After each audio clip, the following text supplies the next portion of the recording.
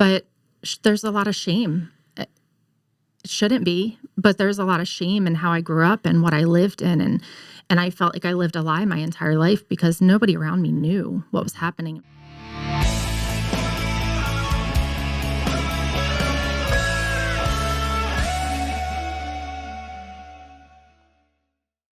This next one is kind of a two-part question.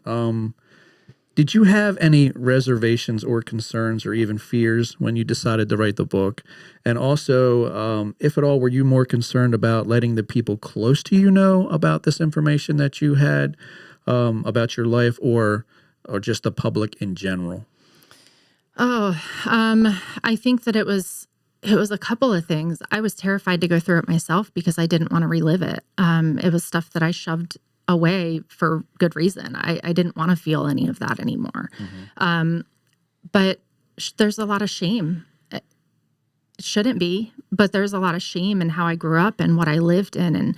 And I felt like I lived a lie my entire life because nobody around me knew what was happening in my home. I essentially had two different lives. I had the life that I lived at home and the life that I not necessarily portrayed, but I hid a big part of my life when I was out in public or around my friends. So I was definitely scared of what people who I have known forever would think, how they would react. But by the time I had finished writing, I think I was just so excited to be able to share my story and so excited to be able to see, like, is this going to help somebody else? Because that was my heart. That's what I really wanted, to be able to help somebody who's going through this, because I know going through it and after talking to my mom, it's terrifying to share something so embarrassing. It's seemingly embarrassing. It shouldn't be, again. Like, Yeah. But it's scary, just bearing your heart and bearing your soul.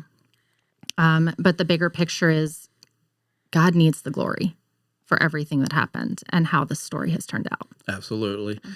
So were there any parts of the book that were more challenging than others to face or even write? Yeah, so I think as I was writing out the memories, that was hard. Reliving what I saw, reliving the emotions that I felt. And then even writing towards the end, I write about forgiveness and how I got there. And the hard part is I didn't get there before the book. I had to use, or God used this book to help me to forgive. But in order to forgive, sometimes you have to relive too. So that was hard. And what I did was write out everything, like I said, when I started writing, just everything that came to mind, and it just kind of came together. But then I decided to hire an editor. I went through, I think, 2 editors in the beginning, and I just didn't really like, not necessarily their feedback. I just felt like I needed more. Like I needed somebody to push me a little more. So I found my editor that I finally put in my book.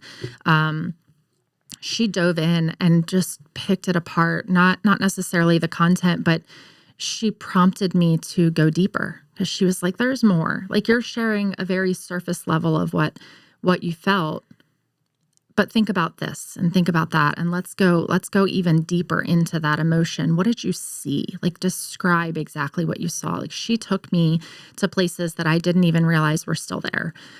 She made me remember things that I didn't know I even had in my memory.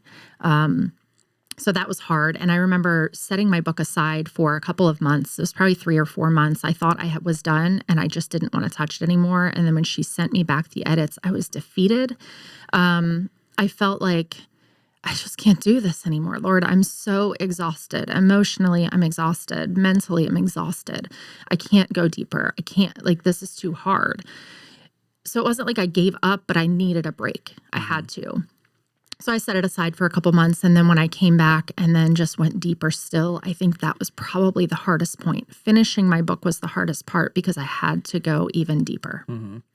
Now, because this took place over many years that the book covers, was it hard condensing that into what we have here?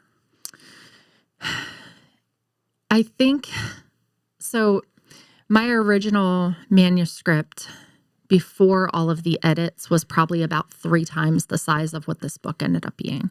My editor was really key in helping me to condense it because I didn't know, in my mind, everything that I said was meaningful and important. But seeing it and hearing it from her perspective as the reader, she was picking out the parts that she felt like were more powerful for everyone. So it was hard in the sense that there were certain parts that she asked me to cut, and she's my editor, so I could choose what I wanted to take from her. And I could have said, no, I'm not cutting these parts, but I trusted her. So it was hard for me to do in and of myself, but with her helping me, that was huge. I couldn't have condensed it myself. There's no way, because in my mind, everything was relevant.